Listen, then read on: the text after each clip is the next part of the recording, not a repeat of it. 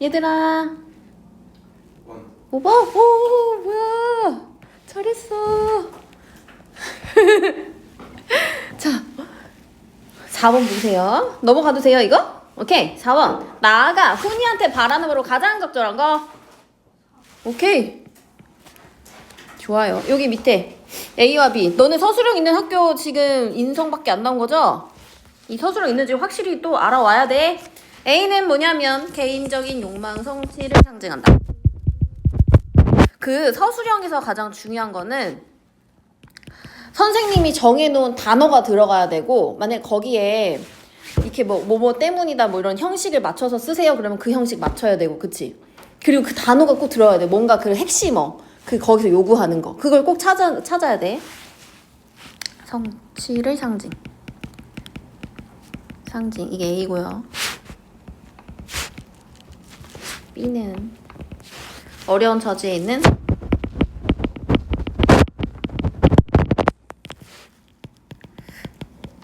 근데 왜 어머님이 오늘 수업에 있는 거를 모르시지? 매일 계속 토요일날 했었는데 내가 1시간이라도 들을 수 있도록 보내달라 그랬어. 뒤늦게 올지도 몰라.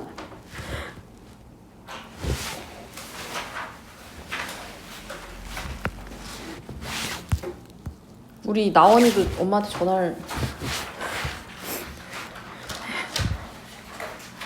자, 아는가? 몇 번? 어? 4번? 이가로 적절하지 않은 것은 4번 3번이에요. 봐봐. 이가로 변경시키려고 봐봐. 돈을 벌어야 하는 근본적인 이유를 성찰할 수 있다라고 하면은 돈을 왜 벌어야 하는가 이런 철학적인 이유로 들어가는 거야. 그치? 근데 그게 아니라 얘는 그런 거 아니라 그냥 지금 당장 내일 뭐 먹을지 생각해 이거였잖아. 고모는 그냥 내일 맛있는 거 뭐 먹을지 뭐였더라? 그 메뉴가 뭐였더라? 뭐 오늘 뭐 먹으면 내일은 고기 먹을 걸 생각해야지 돈을 왜 벌어야 되지? 막 나는 이걸 왜 살아야지? 삶이 왜 이렇게 살아야지? 막 이렇게 문과적으로 생각하는 거잖아. 그게 약간 그런 거를 생각하는 거를 성찰하는 거가 아니었어요. 이해돼요? 자, 7번. 갈등의 양상. 뭐야. 쉽다.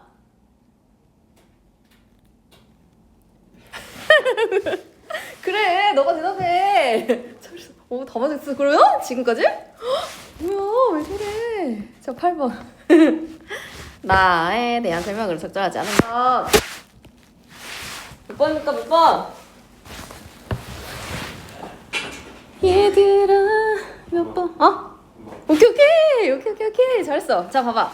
나가 말하는 명확한 해답이란 안정된 사회를 만드는 게 아니고 사회는 어떻게 살던지 말던지 내가, 우리 애기가, 우리 훈이가 기술자가 되어가지고 잘 먹고 잘 살아, 취업을 잘해서 돈 벌고 안정적으로 살았으면 좋겠다. 그거야. 그치? 안정적인 사회를 만들려고 하면 나가서 막 이게 해야 되잖아. 그치?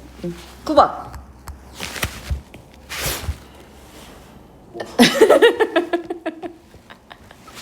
괜찮아요? 훈이가 제대로 된 직장에 다닐 거라고 전혀 기대하지 않았다. 맞다. 변명 좀 하겠습니다. 어떻게 버스를 타려고 가는데 그 대리석으로 3분에 온다고 돼 있었거든요. 그래서 가는데 15분에 온다. 알겠어. 왜 혼자 왔어? 알았어요? 응. 뭐? 자, 10번. 나의 간절한 소망에 참듯이 무엇인지 조건에 맞게 서술하세요. 이런 거 연습해보는 계속 하세요. 왜냐면 지금 안 나와도 말했지? 앞으로 나올 수 있다. 너네 나와. 그치? 고등학생 때는 나와요. 그러면 여기다 뭐라고 써야 되냐?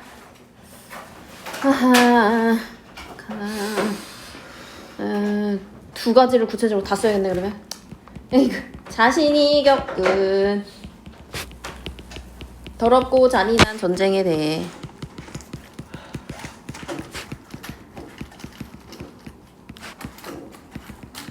통쾌하게 복수하는 것.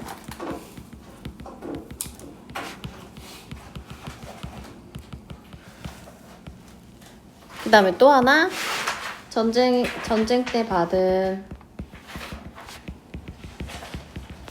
깊숙한 상처에 지유를 확인받는 것.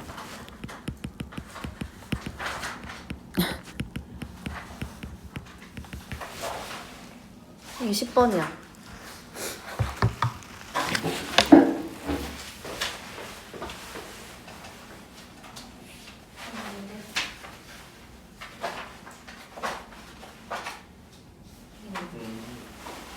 다 썼어. 11번으로 넘어가도 될까요? 얘들아, 여기 소설에서는 모든 소설 다 똑같은데 그 시점 같은 거 명확하게 공부하고 그 다음에 그 보기에 아마 다른 소설들이 나오면서 그 시점 아니면 뭐 이 시점을 저 시점으로 바꿨을 때 효과 뭐 이렇게 나오던지 아니면 이거랑 똑같은 시점을 고르세요 이렇게 나오던지 뭔가 그런 시점이 중요하니까 시점 같은 거는 잘 보세요. 11번 봤을 때 소설은 서술자에서 사건이 서술된다라고 하면서 쭉쭉쭉쭉쭉 나왔습니다. 보기를 참고하여 이해한 내용. 그래, 우리가 시험장에 가서 헷갈리잖아. 이거를 다 읽었는데 갑자기 막 헷갈려. 근데 보기를 참고한다는 걸 항상 기억을 하셔야 돼요. 항상 뭐 헷갈리면 여기로 다시 돌아와. 본질로 다시 돌아와서 이걸 읽고 풀어야 돼. 몇 번이야 이거? 몇 번? 5번. 오, 정우야. 됐습니까? 봐봐요, 여기. 대화를 중심으로 사건이 전개되고 있다. 여기에 문제에서는 계속 비슷하게 지금 유형이 대화를 중심으로 사건이 전개되고 있다. 계속 나오거든? 기억하란 소리죠? 오케이? 기억하세요. 자, 12번. 내용과 일치하지 않는 것. 송강. 어? 5번. 오케이. 아, 너 이름 뭐야? 나 진짜 송강이 지워버려야지. 5번. 나는 돈을 붙여달라는 훈이의 편지를 받고 훈이를 만나러 왔다가 아니고. 그죠? 편지 한 번도 안 했어. 자, 보세요. 13번. 조건에 맞게 서술하세요. 기억이 뭐였지? 기억이 뭐였어? 기동차.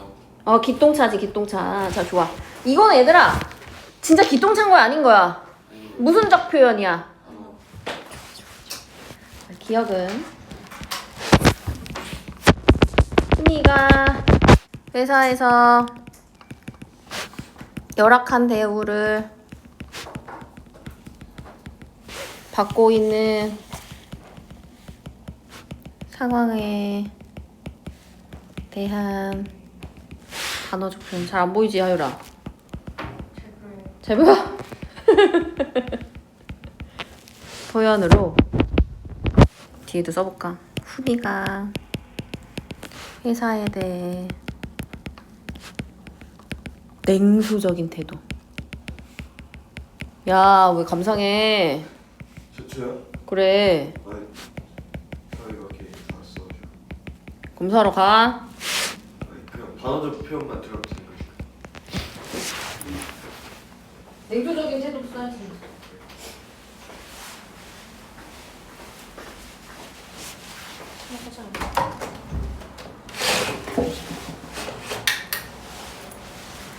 (14번) 보기를 참고해서 윗글을 감상한 내용으로 적절하지 않은 것.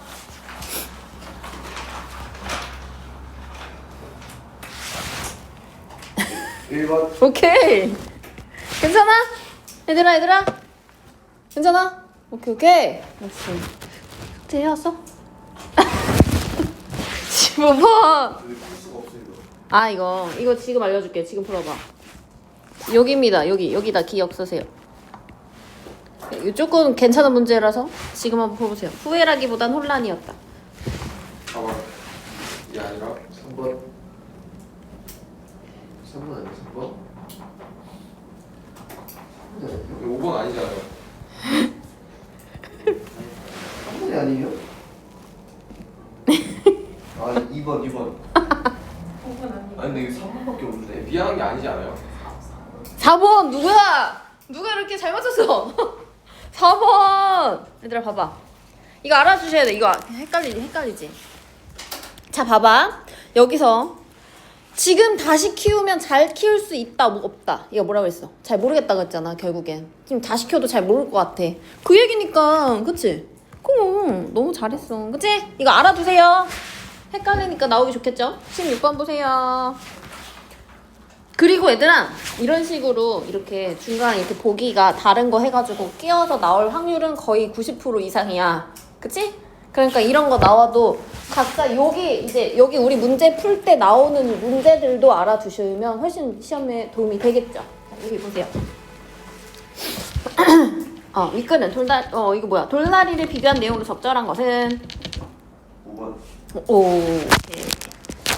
자, 봐봐. 카메라 워커는 이제 고모는 전쟁을 겪었어. 얘는 안 겪었어. 그치? 그런 대비가 있고. 근데 여기서는 뭐가 있냐면 땅을 오로지 금전적인 가치로 생각해, 아들은. 그치? 근데 아버지는 땅은 근원이야. 살아있는 삶의 만물의 근원이야. 이렇게 하는 그런 태도적인 대비가 있단 말이야.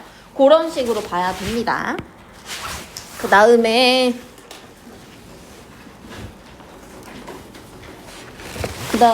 길모퉁인가? 아니, 저 길모퉁이래. 그 뒤에 붙어있지 않았어? 뒤에요? 여기에. 내가 인덱스를 사가지고 내가 붙여줄게. 맨날 색깔로. 여기에는 여섯인데. 뭐지? 끝났어 그러면? 네. 숙제 끝이야 그러면? 아니. 어딨어? 뭐야? 그치, 동주 이게 몇 개야? 몇 문제짜리 이게? 저 18문제? 아, 8개.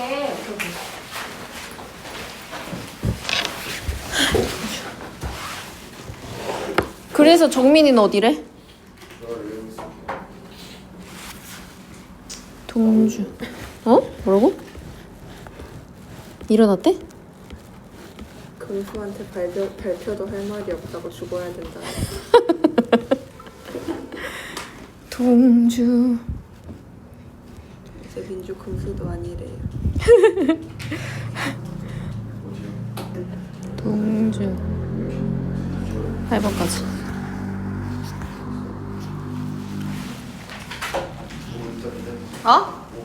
오고 있대? 그래야지. 자, 동주 보세요.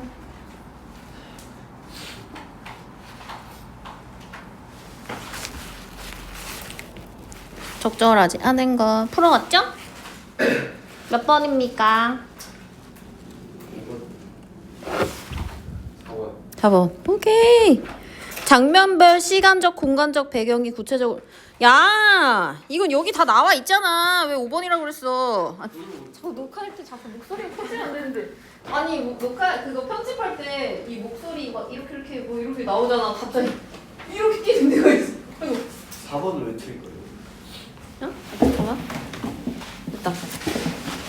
처음부터 끝까지 시간의 흐름대로 구성된 게 아니라 처음에 이미 잡혀 있는 상태에서 여기 안에서 잡혀 있으면서 자꾸 이제 해상하는 거였습니다. 자, 2번. 뭐가 되어서는 안 된다? 수단. 오케이, 도구 수단. 후후후. 잘했어. 아무거나 써도 돼. 2개 중에. 3번. 오케이.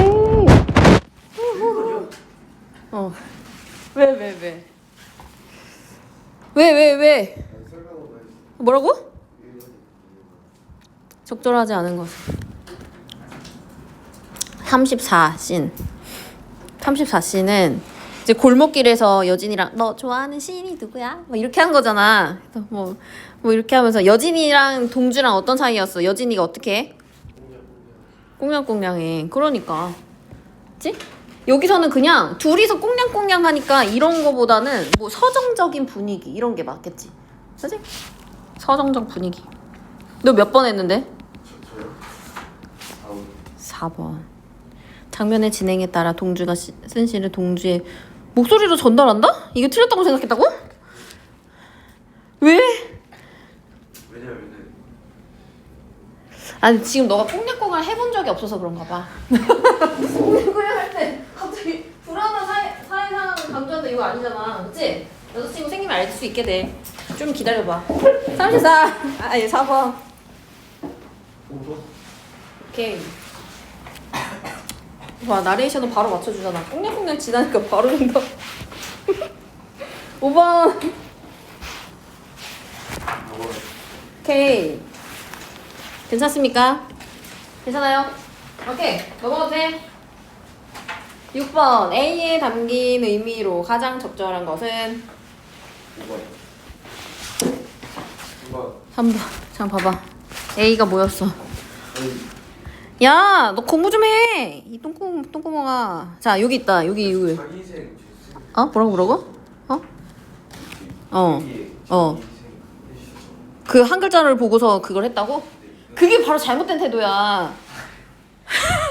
자기 희생에 그냥 들어갔지. 그러면 똑같은 글 뭐야 이거 똑같은 글자 찾기가 아니잖아, 그치? 자, 됐어. 자, 조국의 미래를 개척하고 싶어한다라는 의지가 강력하게 보여야 되잖아. 그러면 그치? 7번. 5번. 오케이. 됐어. 넘어가도 되게 이거. 기억이 없었어. 여기 쓸게. 자, 일제 이건 우리가 계속 알고 있는 거긴 하거든. 정책에 따라. 얘 그거 뭐야? 그 유학 가려고 뭐 했어? 그렇지.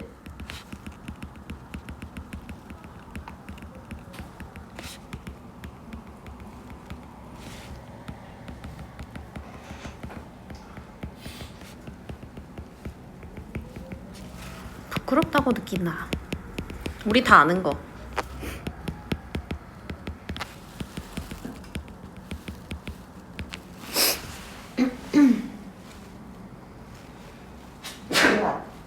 추워? 닫아줄게.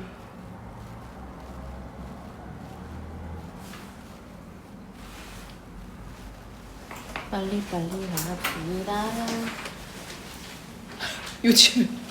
요즘에 말을 할 때 자꾸 진짜 그러기 쉽지 않거든? 자꾸 멜로디를 붙이게 돼. 정말 그러고 싶지 않았는데 아니 너무 뭔가 좀 그냥 말하면 또 너무 지루하잖아. 그러니까 진짜 내가 이렇게 될 줄 몰랐네. 어떻게 이렇게 됐지 내가? 말도 안 돼 진짜. 자, 여기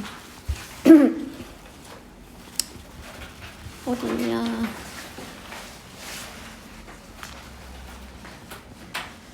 근데 그렇게 노래 멜로디 붙이면 살짝 즐거워져. 짧은 순간에. 잠깐만, 어디야? 몽규는 임시정부에서 하라지. 자, 여기 보세요. 몽규는 임시정부에서 활동하다가 체포되었습니다. 유치장에서 풀려난 후 몽규가 교선인 유학생들을 모아서 독립운동을 준비하지만 동주가 적극적으로 참여한 것을 막는다 그랬지. 몽규만 한다라고 하면서 너는 그냥 시를 지어 막 이렇게 한다 했잖아. 그치? 그러면서 몽규는 비밀 회합 장소가 발각돼서 일본 경찰한테 체포가 돼요. 영어로 번역한 시집을 발간하려던 동주가 고향으로 돌아가는 배를 타기 직전에 원고를 전달하다가 일본 경찰에 체포된다. 얘들아, 이런 거 씬 넘버 이런 거는 말 안 해줘도 알지? 그치? 이거 장면 번호 기준으로 나누어지고 이런 거 알지? 근데 맨 앞에 이따가 할 거긴 해. 거기 맨 앞에 조금 정리해놨거든? 모르는 사람은 거기 참고하셔야 돼요. 내가 다음에 인덱스를 사가지고 나눠줄게. 알지? 어디 피는지. 피다가 한 세월이야. 어둠 속에서 다가오는 특고 형사. 아, 그래, 여기 교차 편집이라는 게 있네. 교차 편집. 이렇게 왔다 갔다 하면서 보여준다라는 거고요. 여기는 현재입니다. 현재. 특고 형사들이 속기사들이 수기를 막 해요. 그래서 책상에 몽규가 앉아있고 서류를 몽규 옆에 탁 던지는 특고가 던진 서류를 딱 클로즈업을 합니다. 당연히 여기 시나리오가 나오면 당연히 용어 같은 거는 보기나 어디에 나올 수밖에 없거든? 아셔야 돼요. 그래서 어둠 속에서 다가오는 특고 형사. 이거 했고. 해당 사항에 서명해라. 너는 다 해당하니까 모두 빠짐없이 해야 할 거야. 특고를 바라보는 동주. 이런 일을 왜 하는 겁니까? 특고를 바라보는 몽규. 여기 교차 편집 되는 거야. 그러니까 각자 한 명씩 있는데 특고가 얘한테 몽규한테 한번 주고 이렇게 이 장면이 왔다 갔다 이렇게 보여지는 거거든. 그래서 이런 일을 왜 하는 겁니까? 이랬더니 특고가 이렇고 다시 몽규가 와서 여기까지 잡아서 이런 요식행위를 왜 하는 건가? 요식행위 뭐야? 얘들아, 요식행위 혹시 모르면 써놓으세요. 그리고 요식행위 어딨지? 혹시 모른다면 써놓으세요. 일정한 방식을 필요로 하는 법률 행위.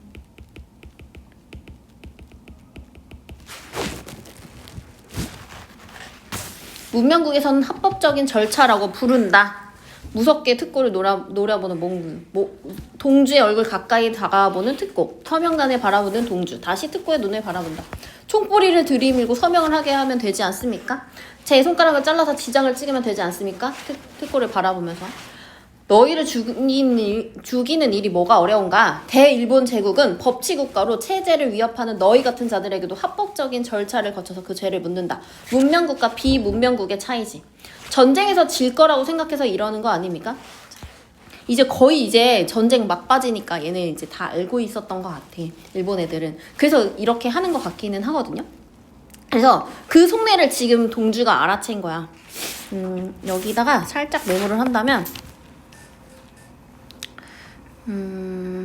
일본이 패전할 것을 대비하여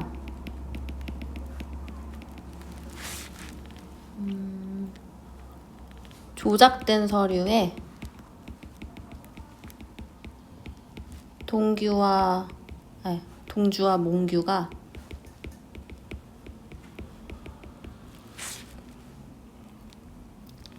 서명하게 하려는 특고의 속내를 알아채.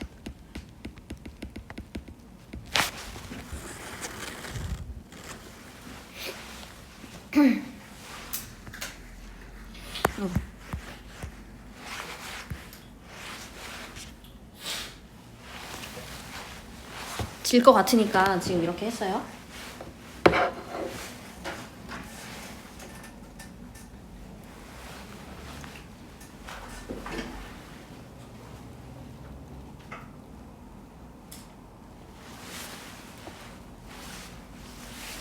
특고가 전곡을 찔린 듯이 말이 없다. 여유롭고 특고를 바라보는 몽규. 전곡이라는 건 안 써줘도 알죠? 너희들이 허울 저은 명분을 항상 내세운 이유가 뭔지. 애들아, 근데 단어 모르는 거 있으면은 찾아보긴 해야 돼. 단어 문제도 나오기 쉬워. 우리 친구들이 이제 점점 어휘를 어려워하기 때문에. 허울은 실속이 없는 겉 모양을 얘기하는 거거든. 혹시 모르는 사람 쓰세요.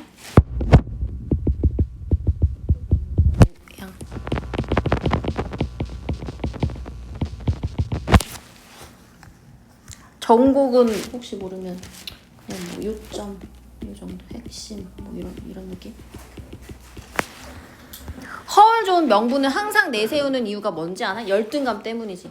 비열한 욕망을 드러낼 자신이 없어서 명분과 절차를 기대는 거지. 자, 봐봐. 지금 얘는 몽규는 다 알아. 특고의 의도 간파. 의도가 뭐냐면 그 제국주의 허울 아까 전에 그 얘기했던 거. 근데 너 하나 죽일 용기가 없어서 이런 요식행위를 한다고? 우리는 너 같은 놈들을 죽일 힘이 없어서 국제법에 따르는 게 아니다. 문명국가이기 때문에 이런 번거로운 요식행위를 하는 거다. 국제법? 여기 국제법에 따른 정당한 재판을 받고 들어온 사람이 있나? 그 열등감을 숨기려고 서구 사법제도를 흉내내면서 문명이라고 부르는 건가?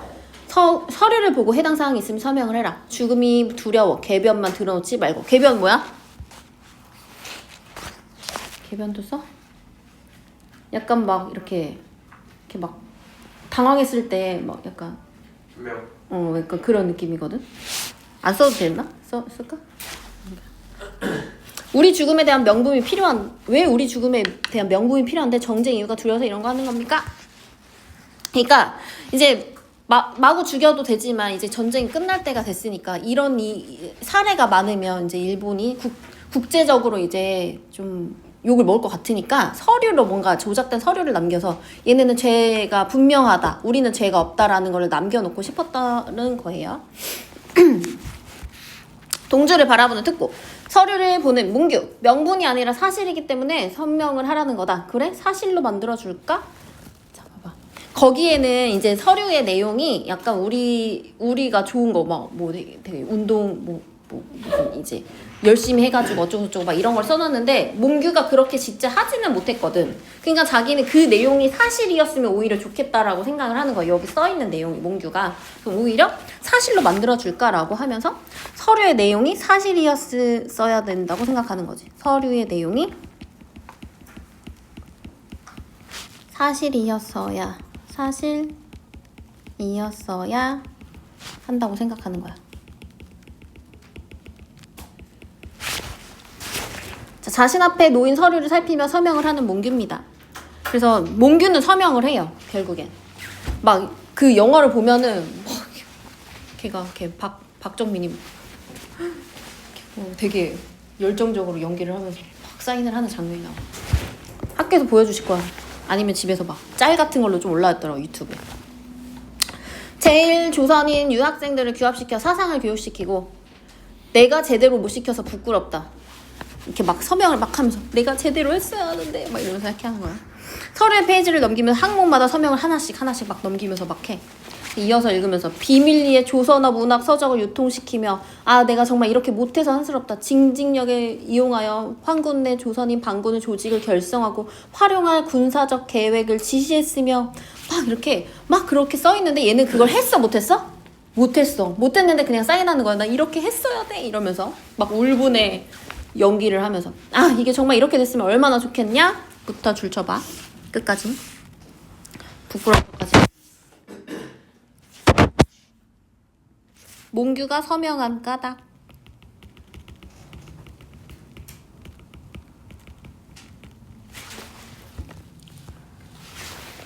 특보가 말없이 바라본다. 항목마다 서명을 하는 몽규.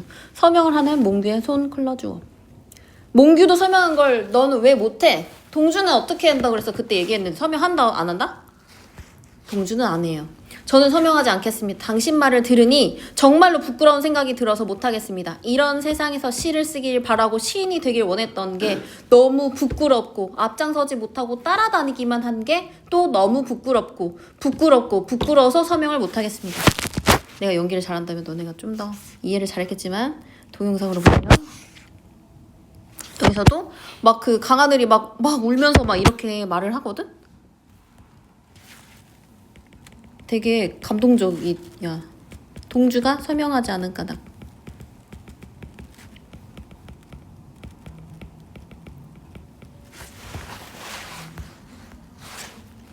자신 앞에 놓인 서류를 찢는 동주. 막 찢어 거기서. 빡 올려서. 빡. 자, 면회실입니다. 앉아있는 동주 아빠랑 몽규 아빠. 몽규가 홀로 들어왔어. 이제 거기서 이제 면회를 하는 거거든. 몽규를 딱 나왔는데 얼굴이 이게 뭐냐 어떻게 된 거야? 동주는 죽었습니다. 아연실색 뭐예요, 얘들아? 모르는 친구들이 있다라면 여기 써놓으세요. 뜻밖의 일에 얼굴빛이 변할 정도로 놀람.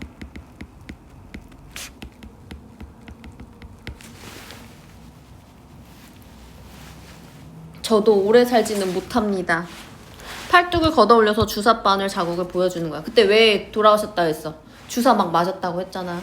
그 썰에 의하면 혈액 대체제를 찾는다고 해서 막 바닷물 주사 같은 거를 주사를 맨날 했다라고 했잖아. 그래서 이 주사를 맞고 죽으면 시체를 대학 실험실로 가져가는데 그 전에 뼈 조각 하나도 이 땅에 남아있지 않게 해주세요. 어이없어서 울음조차 나오지 않은. 자, 여기다가 줄 써볼게. 가는데 생체 실험용 주사를 막 생체 실험용 주사를 받고 동주가 죽었고 몽규도 죽어가고 있음. 그 다음에 그 뒤에도 줄 따로 쳐서 얘 왜 뼈 조각 하나도 여기 남겨있기 싫어. 인재에 대한 저항의식과 조국에 대한 사랑.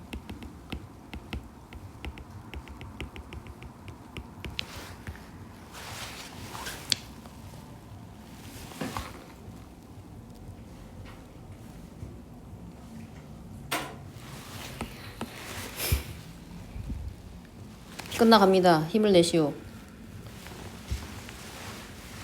그죠? 거의 끝나가요. 자, 형무소. 하얀 천에 이제 가려진 동주. 천 가렸다는 게 무슨 뜻이야? 죽었다는 거죠? 죽음. 동주가 죽었다는 거야. 동주부가 천을 거두니까 하얀 동주의 얼굴이 나온다. 오열하는 아버지. 그러면 거기서 이제 시가 나오는 거야. 이게 또 윤동주 시, 그치? 죽는 날까지 하늘을 불어라 한 점 부끄러움이 없기를 이런 거 썼었잖아, 서시. 그런 게 나오고요. 또 그 다음에 독방으로 넘어가서 밤에 누워있다가 괴로워하며 각혈을 한다는 게 뭐냐면 그 약간 이렇게 막 피가 섞인 거를 토하는 것 같은 거, 그런 걸 얘기하는 거거든. 가래같이 피가 섞인 걸 나오는 그런 증상. 간수들이 급하게 온다. 실려가는 동주. 잎새에 이는 바람에도, 요 시는 이거 좀 할까? 잎새에 이는 바람. 이것도 시죠, 우리. 심리적 동요와 내적 갈등.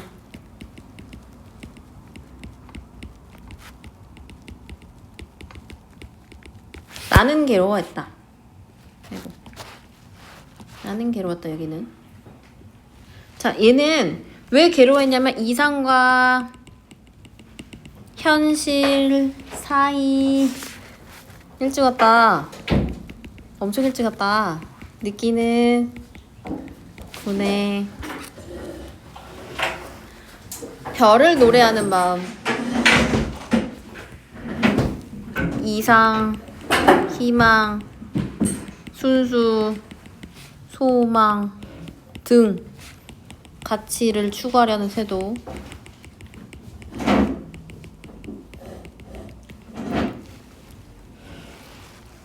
모든 죽어가는 것을 사랑해야지. 여기도요. 자신을 포함하여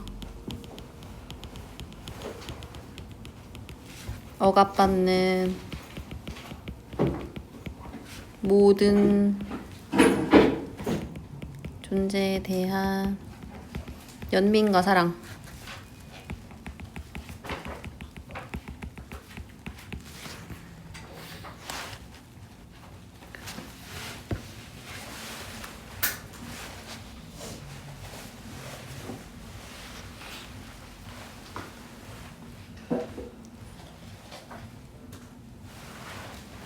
그래서 인서트 얘들아, 그 우리 중학교 때 배웠는데 뭔지 알아? 장면과 장면 사이에서 장면 끼워 넣는 거. 다른 사진이나 뭐 이런 거 끼워 넣는 거. 거기 앞에 있다가 다시 넘어가서 할 거긴 해요. 형무소 창살 사이로 밤하늘이 보인다. 별이 반짝인다. 그 다음에 화장터에서 자식의 유골을 하나씩 들고 오는 몽주 아빠랑 동규 아빠. 몽주 아빠가 그 유골함을 땅에 딱 떨어뜨려요. 그래서 유골이 딱 쏟아지는 거야. 근데 막 이렇게 급하게 막 이렇게 주워서 다시 하는데 다시 동주 아빠가 딱 그러는 거야. 몽규가 뼈 한 조각도 일본 땅에 남기지 말라고 했는데 일본 흙까지 담아가면 어쩌자는 거야? 이렇게 하면서 울면서 조심스럽게 유골을 골라 담는 동규의 부라고 하면서 넘어가고요. 마지막 이제 용정. 여기가 어디냐면 윤동주 고향이거든요. 마을 어기로 들어서는 동규 부와 동주 부 나레이션을 동주 목소리로. 그리고 이것도 계속 시죠. 그리고 나한테 주어진 길. 위주 쳐보세요. 나한테 주어진 길 뭐야? 억압받는 모든 존재를 사랑하는 삶.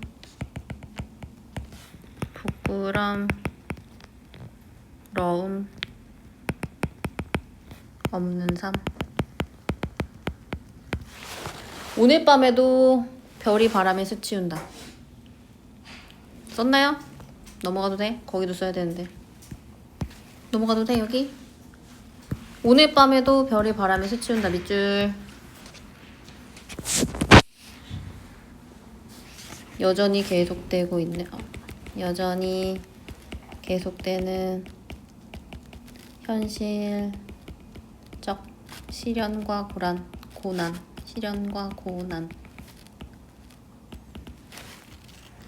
자, 그래서 요 시에 대해서는 몇 가지만 이 시를 여기 맨 밑에 배치한 이유에 대해서 살짝 쓸게요. 두 아버지의 슬픔을 이 시를 통해서 형상화.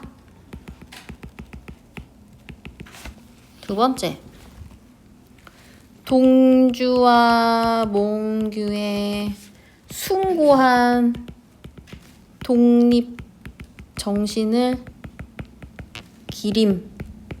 여기까지.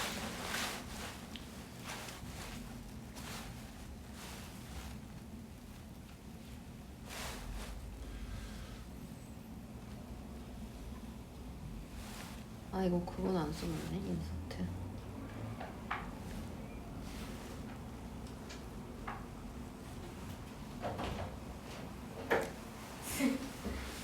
금수다 금수. 죄송해요. 오늘도 금수 등장했어요. 이게 뭐야? 다 내 거야? 아니야. 승아야. 나 금수. 자 거기 동주 맨 앞에 앉자마자 대답은 자. 요거 정리해놓은 거 이거 있거든? 요거 하나 펴봐. 찾기가 좀 힘들지. 내가 인덱스를 빨리 살게.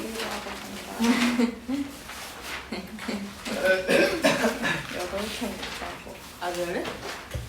나 그것도 확인 안 하고. 문에 감사해야겠다. 여기 내용이 막 다 있는데요. 보셔요. 찾았습니까? 바로 아마 문제 바로 앞에 내가 꽂아놨을 것 같아. 맞아요. 맞아요? 네. 대답이 없어. 늦게 온 것 같지 않아. 자 보세요. 동주는 이 작품 시인 윤동주의 생애를 영화로 만들기 위해 창작한 시나리오 맞죠? 그 다음에 시집 하늘과 바람과 별과 시에 실린 시와 정서의 이미지를 동주의 삶과 교차해서 영상으로 아름답게 구성했다.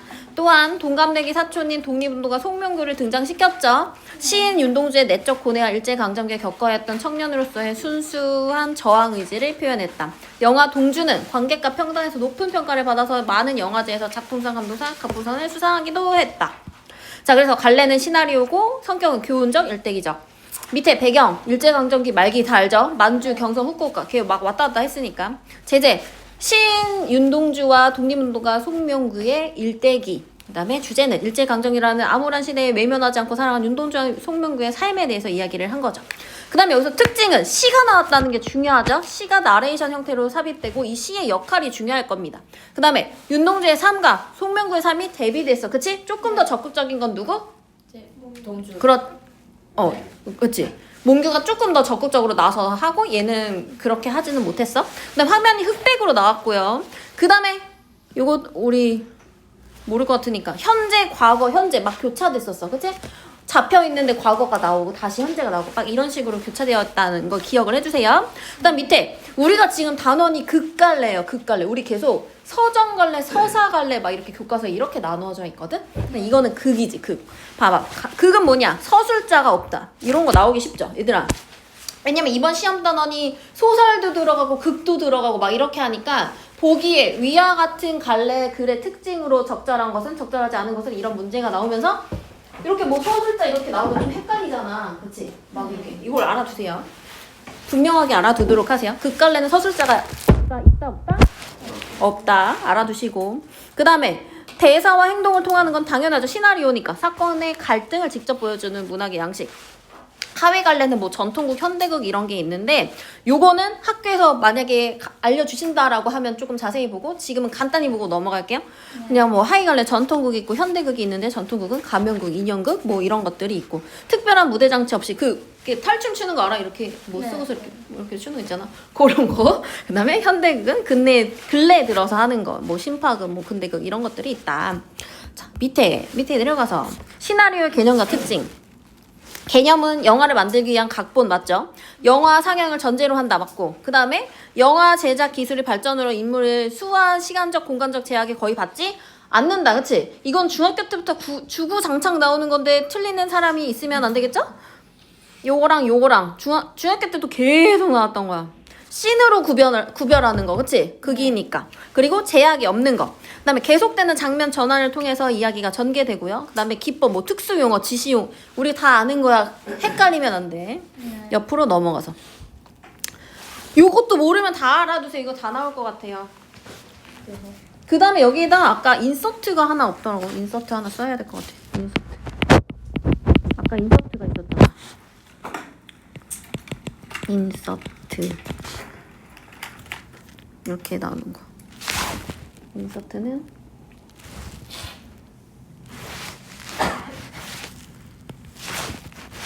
영화나 텔레비전에서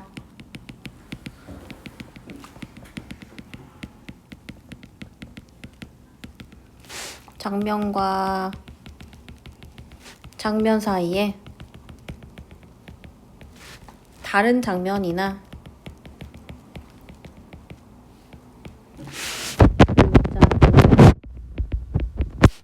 사진을 삽입하는 것.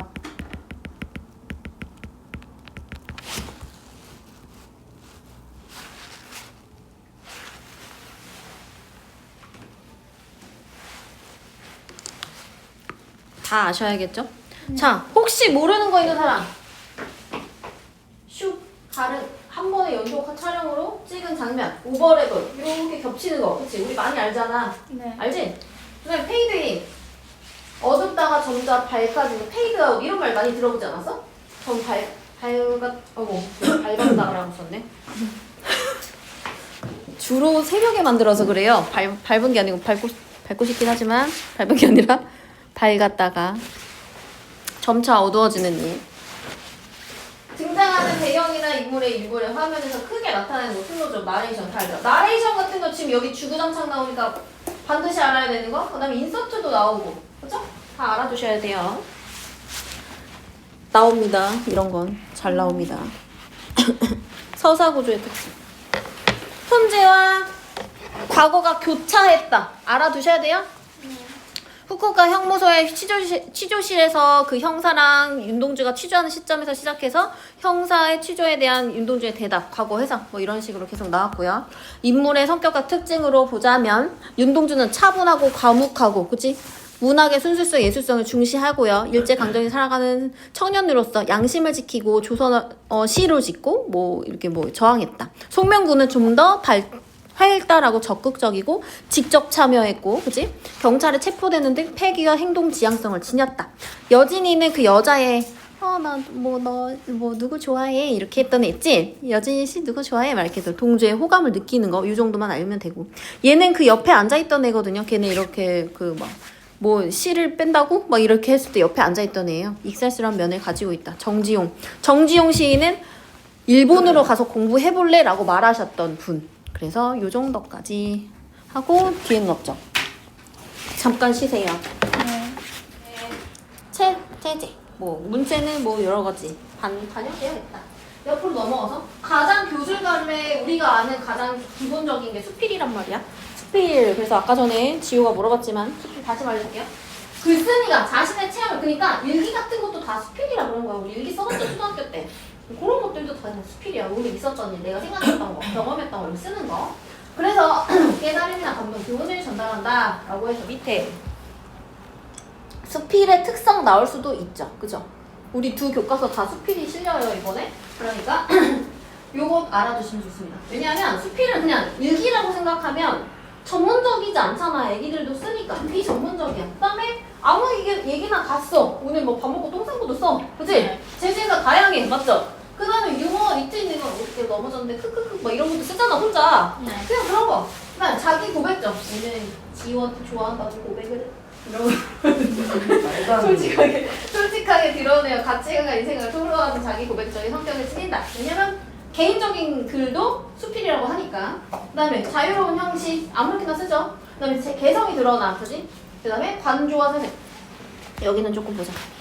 관조와 사색이 뭐냐면 인생에 대한 성찰과 사색의 과정을 거쳐서 어디 깨달음을 전달하고 삶을 서술하기도 한 이를 통해 어떤 사실의 삶을 되돌아보고. 그러면 사색한다라는 게 생각한다는 거잖아. 그치? 거기다 막 쓰잖아. 오늘의 반성. 나 이런 거 많이 썼는데 옛날에.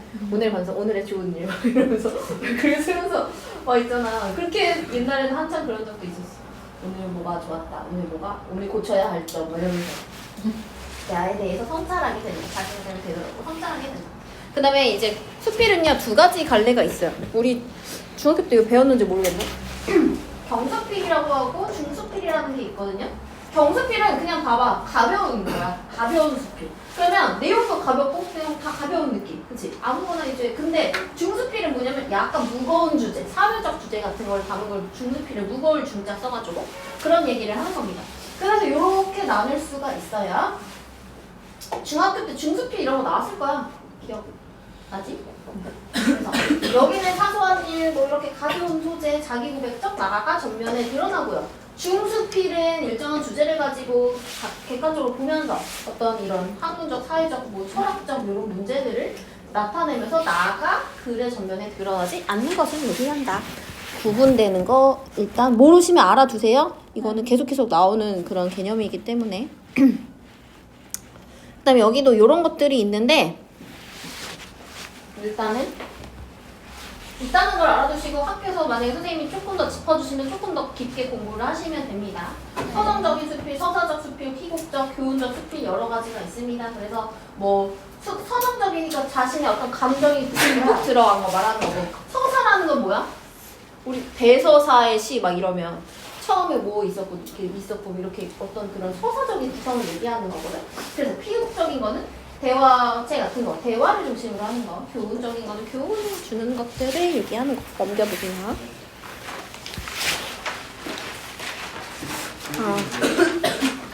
그래서 오늘 이 두 개를 빠르게 나가려고.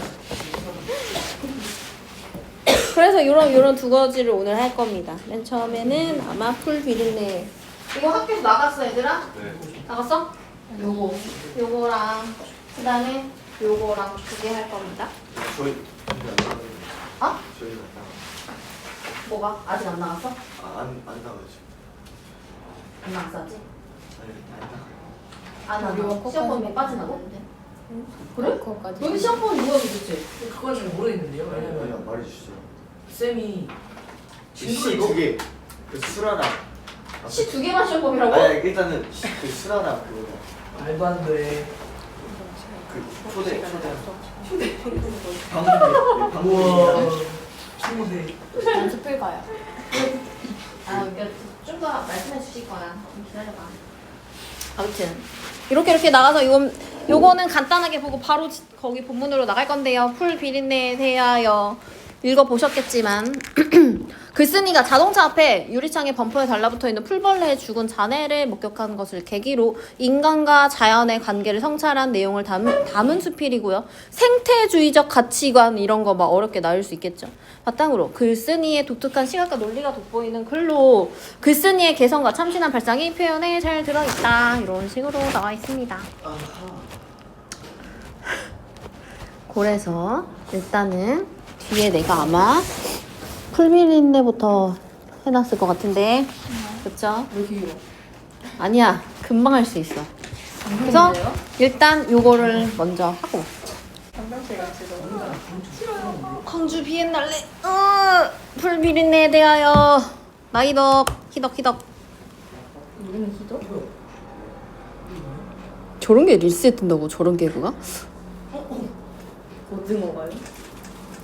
사실 안 뜨는데 저는. 너 수연이만 뜨지? 아니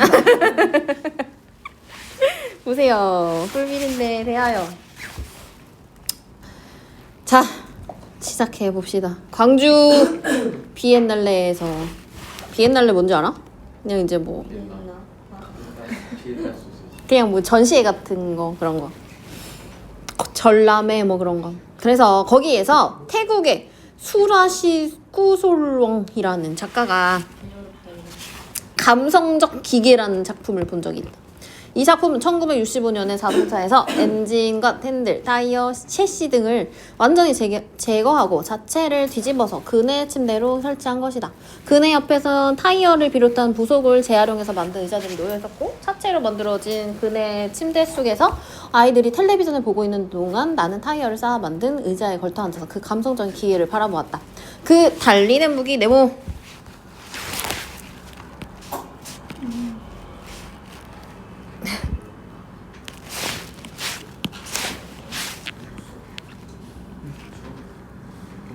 자동차의 비유적 표현 1. 자동차의 비유적 표현 동그라미 1. 자동차가 완전히 해체됨으로써 새로운 용도로 거듭난 모습은 예술 고유의 전복성을 보여줄 뿐만 아니라 전복성이 뭐냐면요. 전복되다. 차가 전복되다 그러면 완전히 뒤집어진 걸 말하는 거잖아. 그런 성질을 성자를 붙여서 전복성이라고 부르는 거야. 써줘? 써줄까? 뒤집어 없는 성질. 모르시면 쓰세요. 뒤집어 없는 성질. 네. 안 써도 되나요? 네.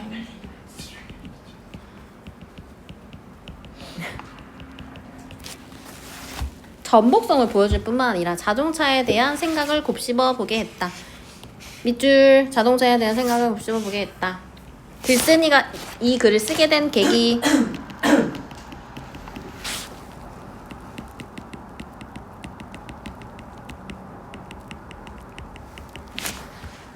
자, 그 무렵에 나는 초보 딱지도 떼지 않은 상태여서 자동차가 주는 편리와 불안을 아주 예민하게 느끼고 있었다. 편리와 불안이 두 가지가 같이 갔네. 자동차가 주는 편리와 불안. 자동차의 양면적, 이중적 속성. 자동차의 양면적, 이중적 속성. 편리하면서도 불안하다. 그 얘기죠. 면허를 따놓고도 5년이 넘도록 차를 살 생각이 별로 없었다. 그런데 아이들을 데리고 객지로 이사한 후로 하나부터 열까지 내 손으로 해결해야 됐고 어쩔 수 없이 운전을 시작하겠다. 운전을 하게 된 이유는 안 써도 되겠죠? 물론 처음엔 출퇴근 때나 장을 볼 때만 차를 가지고 다녔다. 그러나 마음이 답답할 때 무작정 차를 몰고 교외로 나가는 습관이 생겨나기 시작했고 실제로 목적 없이도 차를 모는 일이 잦아졌다. 누구의 방해도 받지 않고 나를 어디로든 데려다 줄 수 있는 밀폐된 공간에 그렇게 조금씩 길들여져 갔다. 누구의 방해도 받지 않고 길들여져 갔다까지 줄치고 편리한 자동차 속성에 익숙해짐.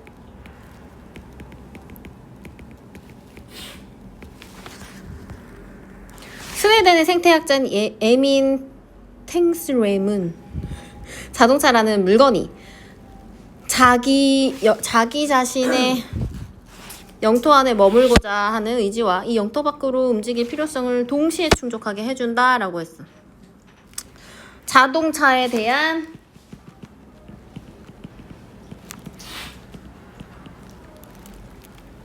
인간의 모순된 열망, 인간의 모순된 욕망. 얘들아, 여기서 만약에 이 사람의 말을 빌어서 했지. 이걸 뭐라 그래? 인용. 그렇지, 인용. 안 써줘도 되죠? 현대인들이 자동차라는 아늑한 자궁으로부터 잠시도 떨어지고 싶어 하지 않는 것도 바로 이 모순된 욕망을 자동차라는 공간이 해결해 주기 때문일 것이다. 앞서 말한 감성적 기계. 자, 네모치고 감성적 기계. 아까 전에 비유적 표현 1번 했잖아. 자동차의 비유적 표현 2.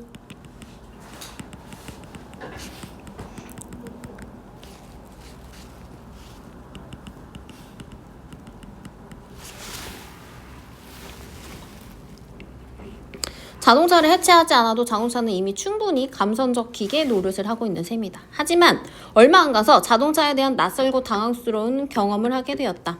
갑자기 서울에 갈 일이 생겼는데 주말이라 차표를 구할 수가 없었어. 그래서 몇 번을 망설이다가 나는 초보 주제 식구들을 데리고 서울로 가는 고속도로로 접어들었다. 긴장을 해서 그런지 무사히 서울에 도착해서 일을 보고 다음날 광주로 돌아올 수 있었다. 그런데 밤에 고속도로를 달리다 보니 차창에 무언가 타닥타닥 부딪히는 소리가 났다. 차창에 무언가 타닥타닥 부딪히는 소리 줄쳐보세요. 뭐냐면 밤에 활동하는 풀벌레가 차체에 부딪혀 죽는 소리. 차체에 부딪혀 죽는 소리. 처음엔 그저 속도 때문에 모래 알갱이 같은 게 튀는 소리려니 했다.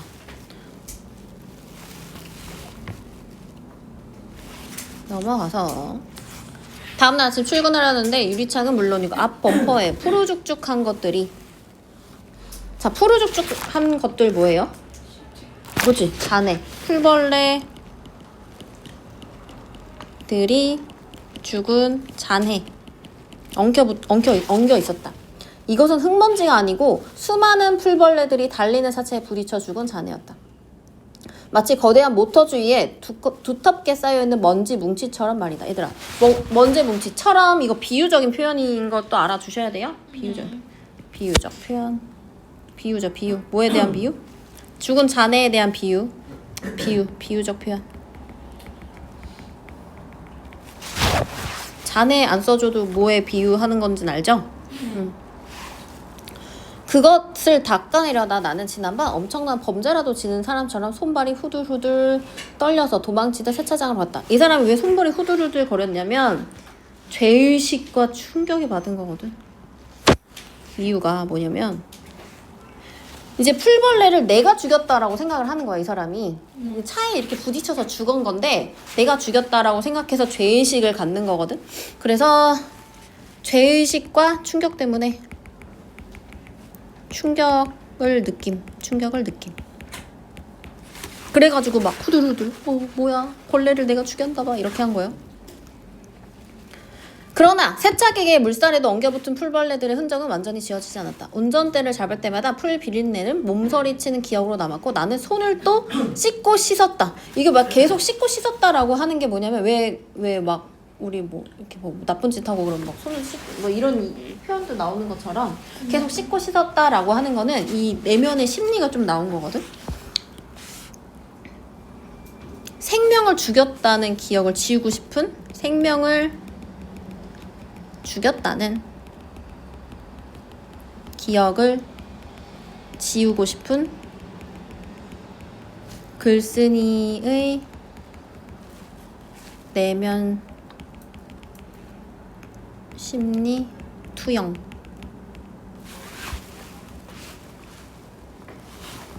되게 섬세하신 작가님이셔. 벌레를 시속 100km 이 정도의 속력으로 이렇게 많은 풀벌레가 지디겨졌다는 것도 믿기 어려웠지만 이런 살상의 경험, 그러니까 자동차로 인해서 한꺼번에 많은 그 벌레가 죽었다라는 경험을 모든 운전자들이 초경처럼 겪었으리라는 사실이야말로 나에게는 예상치 못한 충격이었다. 인간에게 안락한 공간이 다른 생명을 해칠 수 있다는 자각이 그제서야 찾아왔다. 인간에게부터 찾아왔다까지 줄치세요. 자동차로 대표되는 문명의 이기. 자동차로 대표되는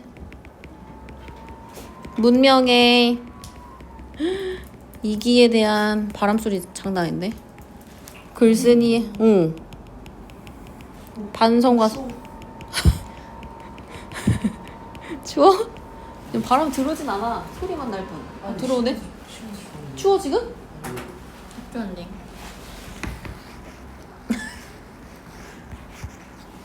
자, 옛날 티베트 승려들은 입을 열어서 말할 때마다 공기 중에 미생물을 죽이게 될까 봐 얼굴에 7견의 천을 두르고 다녔대.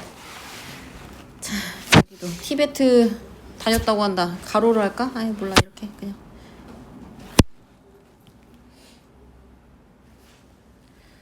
자, 짠짠짠짠짠짠. 작은 생명을 배려한 사례.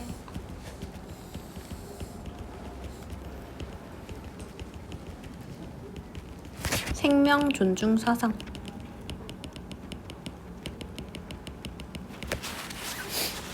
그걸 생각하면 자동차를 몰고 다니는 것 자체가 엄청난 살생행위라고도 말할 수 있을 것이다.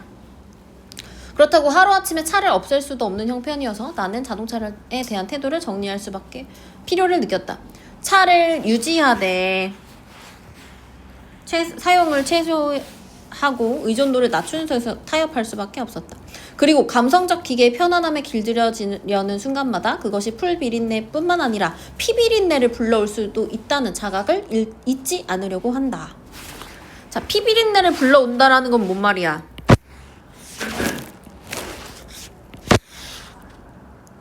뭔 말이야?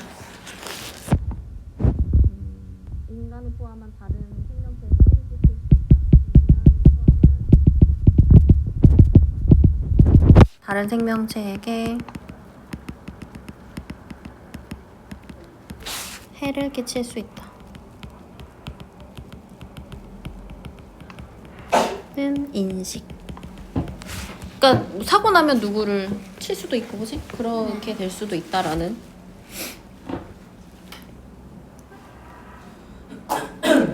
운전을 시작하기 전에 나는 걷기 애천자였고 인공적인 공간보다 자연 속에서 머물기를 누구보다 좋아했다.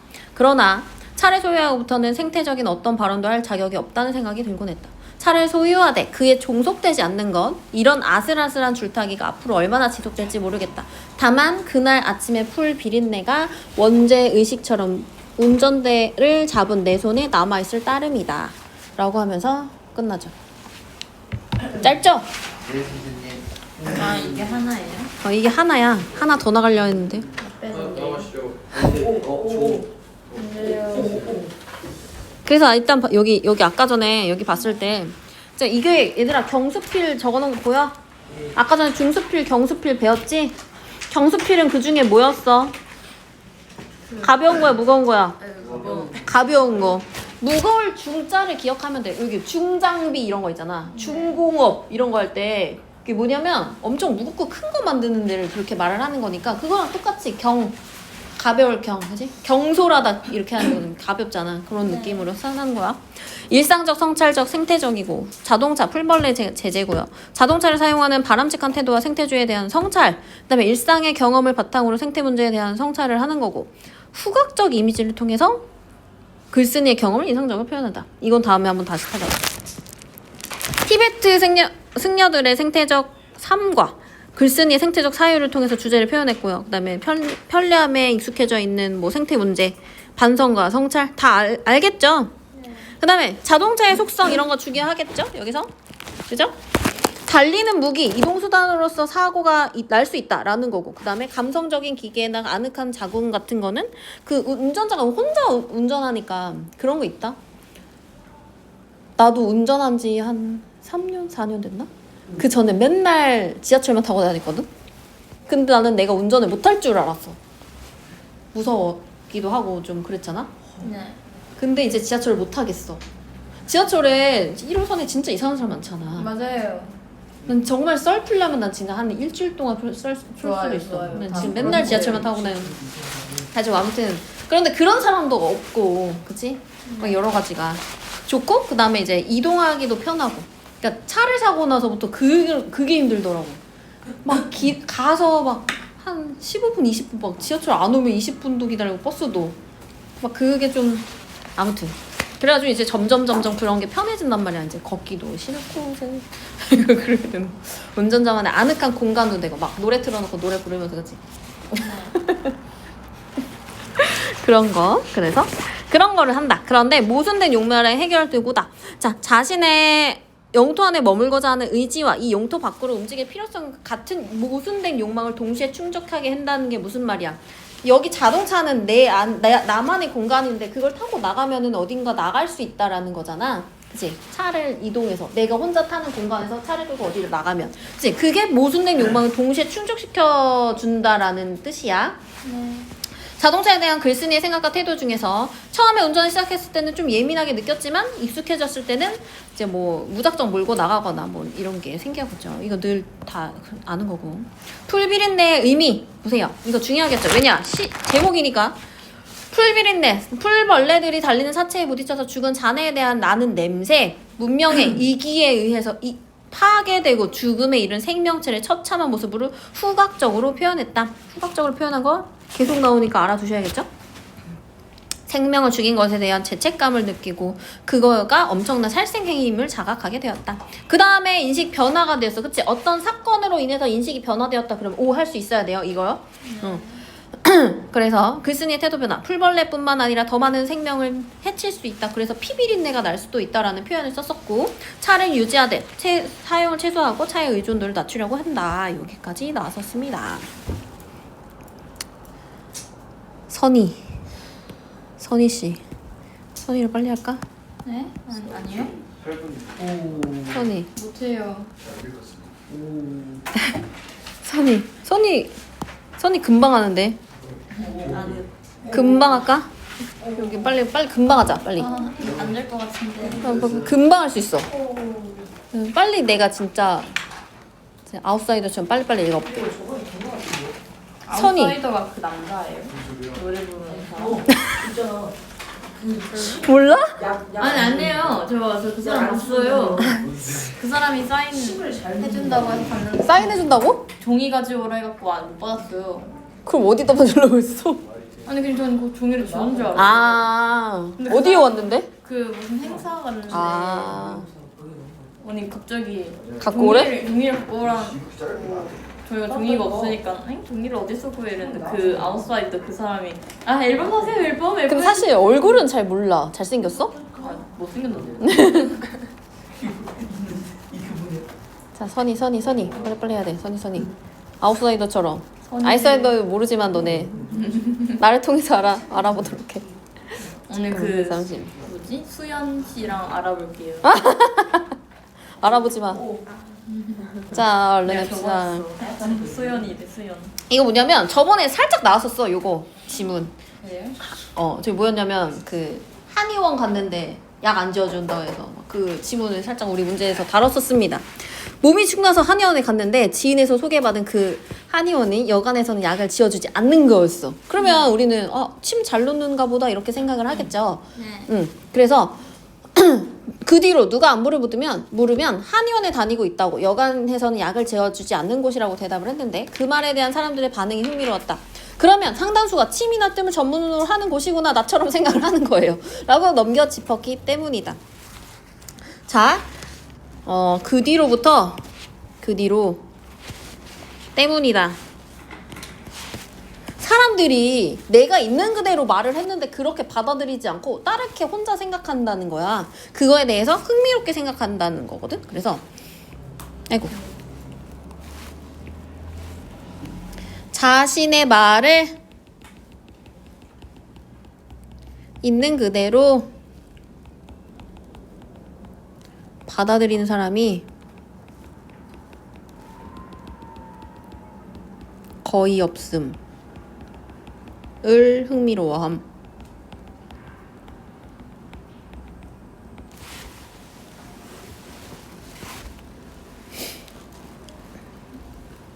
내 말은 그곳에서는 필요 없다고 판단했는 사람에게 불어 한약을 쓰지 않는다는 뜻이었는데 그런 상황을 상상하는 사람이 없었어.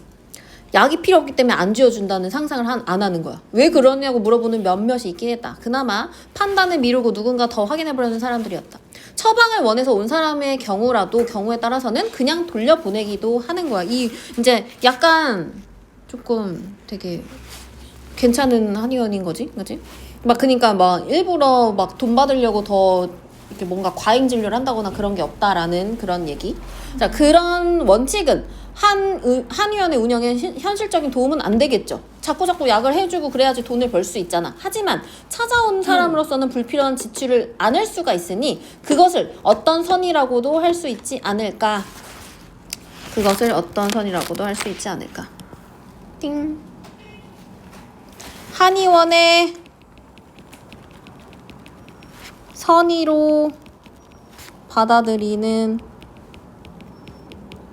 선량한 마음.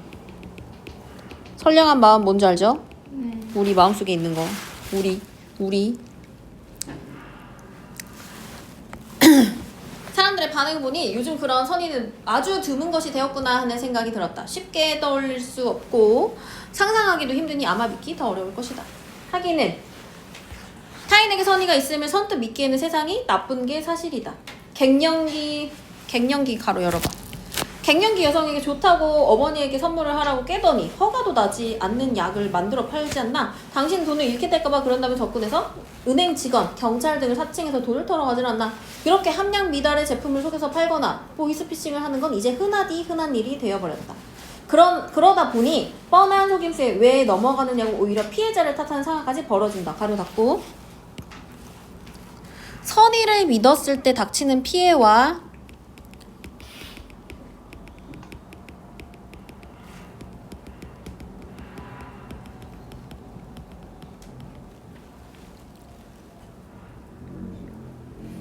피해를 입은 사람들의 반응.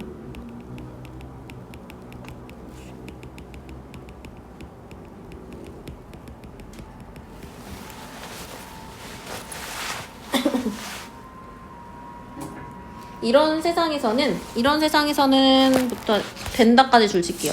기준이 된다까지. 사회 구성원에 암묵적으로 공유하고 있는 어떤 윤리나 합의보다는 음모론적 시각이 현실 판단의 기준이 된다.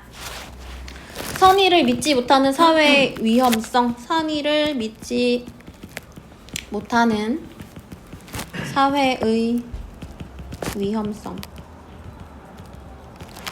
내가 지금 보고 있는 것, 그 이면에 숨은 악의가 있고 그런 악의를 간파하지 않으면 심각한 피해를 입는다는 상식이 통용되는 사회. 그렇다면 불신과 불의가 모든 행동의 순위가 될 것이다. 이런 상황에서 누군가 선의를 믿는 일이란 좀 과장하면 일종의 모험 아닐까? 믿음으로써 있게 될 손해를 감수한다는 의미이기도 하니까. 현실이 이러니 우리 불신을 그저 탓할 수만은 없다. 하지만 탓할 수 없다고 해서 옳거나 정당하다는 것은 아니다. 넘어가시고요.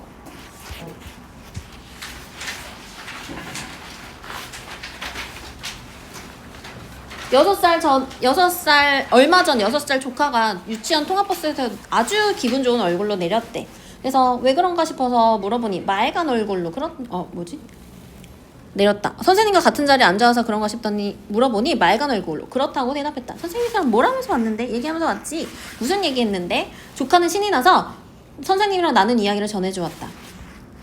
점심시간에 누구랑 싸우지 말고, 수업시간에 서있지 말고, 무슨 시간에 돌아다니지 말고, 통학버스를 기다릴 때 장난치지 말라는 지적과 당부였다. 결국 조카는 버스에서 오는 내내 혼이 난 것과 가까웠는데 뭐가 저렇게 얼굴이 환할 정도로 즐거울까. 그러다 조카는 어쩌면 겉으로 드러난 말 대신 선생님의 선의를 들으며 왔겠구나 라는 생각을 했다. 조카는 왔겠구나. 선생님께 혼이 났는데도 조카가 기분 좋은 이유.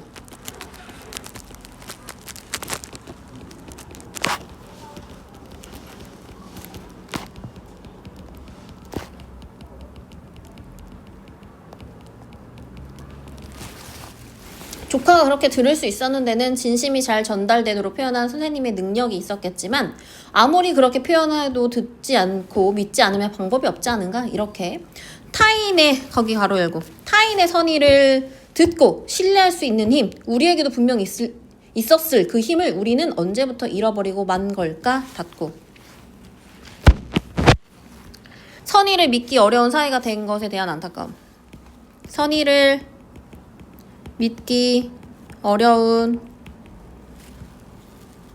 사회가 된 것에 대한 안타까움.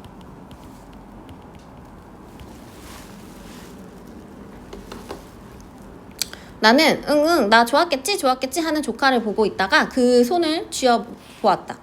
믿을 수 없게 조그맣고 보드랍고 연약했지만 그 아이가 쥐고 있는 세상. 자, 그 아이가 쥐고 있는 세상 무슨 세상? 선의를 믿는 세상.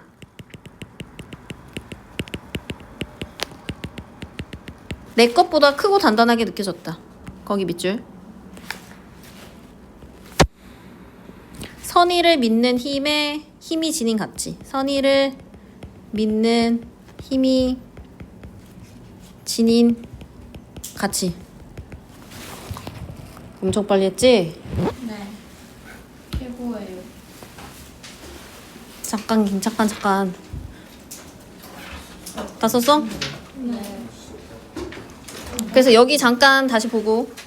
그래서 여기 지금 이거는 선의를 믿는 것에 대한 어려움이라는 걸 한 거고요.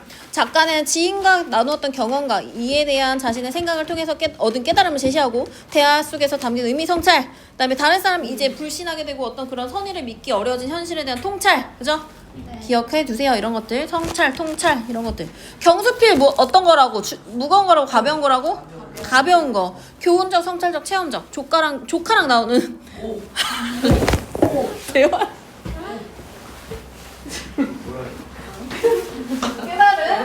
와, 조용히 해.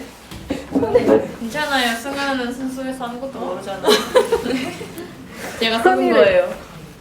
잘못 말했어. 믿는 힘의 흡수가 그래서 사소한 경험에서 주제를 이끌어내기. 조카와의 대화에서 담긴 의미를 성찰했다. 조카의 태도에서 얻은 타인의 선의를 신뢰하는 힘의 중요성. 조카는 지금 발음이 너무 어려운데. 타인의 선의를 듣고 신뢰할 수 있는 힘이 있고 요즘 우리는 없죠. 네. 다 의심하잖아. 맞아요. 그다음에 수필의 특성. 이 글에서 나타난 수필의 특성 이거 아셔야겠죠? 최고야. 자, 일상적인 경험에서 소재를 얻는 거고 지인들과 대화도 아주 가벼운 경수필이니까 그치? 경험에서 성찰을 통해서 깨달음을 드러냈다. 속임수가 많은 세상에 불신에 익숙해진 사람들의 모습과 성의의 삶을 신뢰하는 조카의 모습에서 얻은 깨달음. 그죠? 그 다음에 작가의 개성이 드러난다. 작가의 자 이렇게 표현한다. 자 여기까지.